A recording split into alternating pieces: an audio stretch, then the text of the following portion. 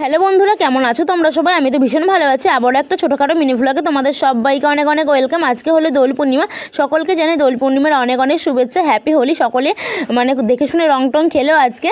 তো আজকে আমাদের বাড়িতে রাধা মাধবের কাছে ভোগ নিবেদন করা হবে, তাই সকালবেলায় মা ঘুম থেকে উঠে নিয়ে রান্নাবান্না কাজে লেগে পড়েছে। মা একাই 100, আমাকে কোনো কাজই করতে হয়নি, মা ঠাম্মা মিলে সব কিছু করেছে। তো দেখতেই পাচ্ছ রান্নাবান্না প্রায় অনেকটা হয়েই গেছে, খিচুড়ি হয়ে গেছে, এখন পাঁচ তরকারি করছে, এরপরে পায়েসে লুচি করলেই হয়ে যাবে।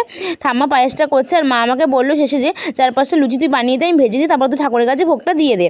তো দেখতেই পাচ্ছ, আর যেহেতু আজকে 11:30 না 11:42 পর্যন্ত পূর্ণিমা ছিল, কালকে লেগেছিল, এর জন্য তো আজকে সকাল সকালে রান্নাবান্না করে ঠাকুরের কাছে ভোগটা দিয়ে দিতে হবে, নয়তো পূর্ণিমা ছেড়ে গেলে তারপরে ভোগ দিলে কেমন লাগে, তাই না বলো? তো আমাদের সেই পূর্ণিমা থাকাকালীনই পুজো হয়ে গেছিলো, দেখতেই পাচ্ছ।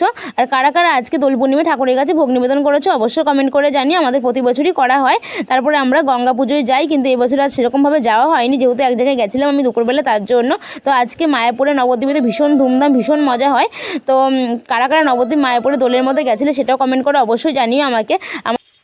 আর বন্ধুরা, তোমাদের হোলি কেমন কাটলো অবশ্যই কমেন্ট করে জানিও। আর কারা কারা রং টং মেখে ভূত হলে সেটাও কমেন্ট করে জানিও। আমার সেরকমভাবে রং খেলতে ভালো লাগে না, তাই আবিরটাই শুধুমাত্র খেলেছি, সেরকমভাবে খেলা হয়নি। তো আজকের মতো মিনি ভ্লগটা আমি এখানে এন্ড করে দিচ্ছি। আমার মিনি ভ্লগ ভালো লাগলে অবশ্যই লাইক কমেন্ট শেয়ার করে দিও। নতুন বন্ধু চ্যানেলটি সাবস্ক্রাইব করে রেখো। তো আজকের মতো টাটা, সব ভালো থেকো।